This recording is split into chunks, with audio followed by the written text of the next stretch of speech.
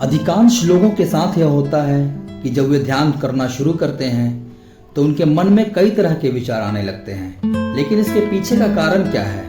आखिर ऐसा क्यों होता है कि जब हम ध्यान करते हैं तो विचारों की एक श्रृंखला उमड़ पड़ती है, और इसे रोक कैसे सकते हैं? आइए इस कहानी के माध्यम से समझने की कोशिश करते हैं। एक समय की बात है, एक बौद्ध मठ में एक बौद्ध भिक्षु रहा करते थे।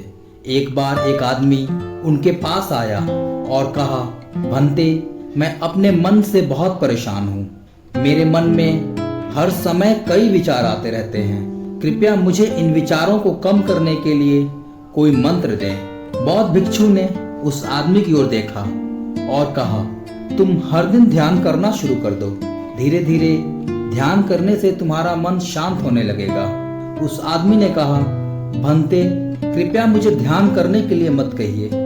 मैं ध्यान नहीं कर सकता, क्योंकि जब मैं ध्यान करने की कोशिश करता हूँ तो मेरे दिमाग में और भी विचार आने लगते हैं, और ज्यादातर विचार नकारात्मक होते हैं जो मेरे मन को और बेचैन कर देते हैं। बौद्ध भिक्षु ने कहा, चिंता मत करो, यह ध्यान के प्रारंभिक चरण में होता है, लेकिन धीरे धीरे ध्यान का अभ्यास करने से तुम्हारा मन शांत होने लगेगा। लेकिन उस आदमी ने दोबारा कहा, भंते, ध्यान मेरे बस की बात नहीं है। आप कृपया मुझे मेरे मन को शांत करने के लिए कोई मंत्र ही दे दें।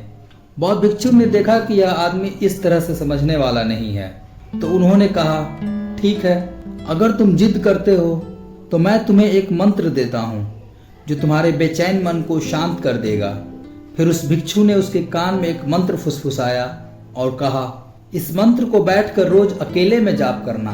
मंत्र पाकर वह आदमी बहुत खुश हुआ और भंते को धन्यवाद कहकर वहां से जाने लगा। जैसे ही वह जाने के लिए मुड़ने वाला था, बौद्ध भिक्षु ने कहा, लेकिन एक बात का ध्यान रखना कि इस मंत्र का जाप करते समय बंदर के बारे में न सोचना, अन्यथा यह मंत्र निष्प्रभावी हो जाएगा।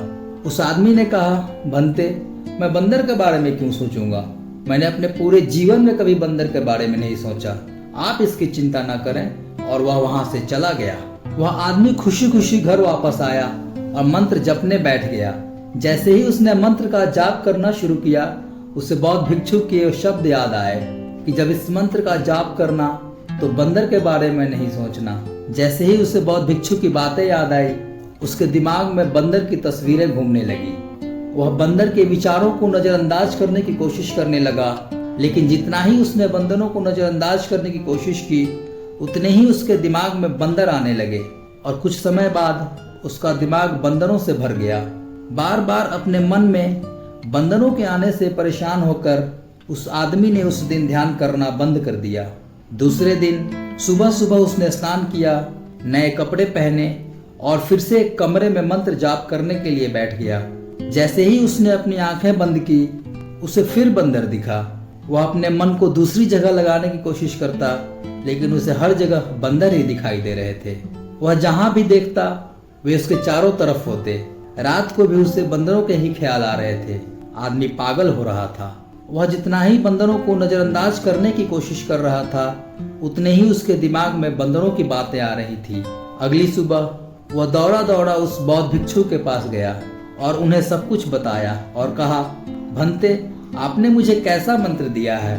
कल तक मैंने कभी बंदर के बारे में सोचा नहीं था, और अब मेरा दिमाग पूरी तरह से बंदरों के विचारों से भर गया है, और बंदर मुझे एक सेकंड के लिए भी नहीं छोड़ रहे हैं। कृपया मेरी मदद करें और मेरे दिमाग को इन बंदरों से मुक्त करें। बौद्ध भिक्षु ने कहा, ठीक है, बस आराम करो और मंत्र पढ़ना बंद कर दो, कुछ मत करो।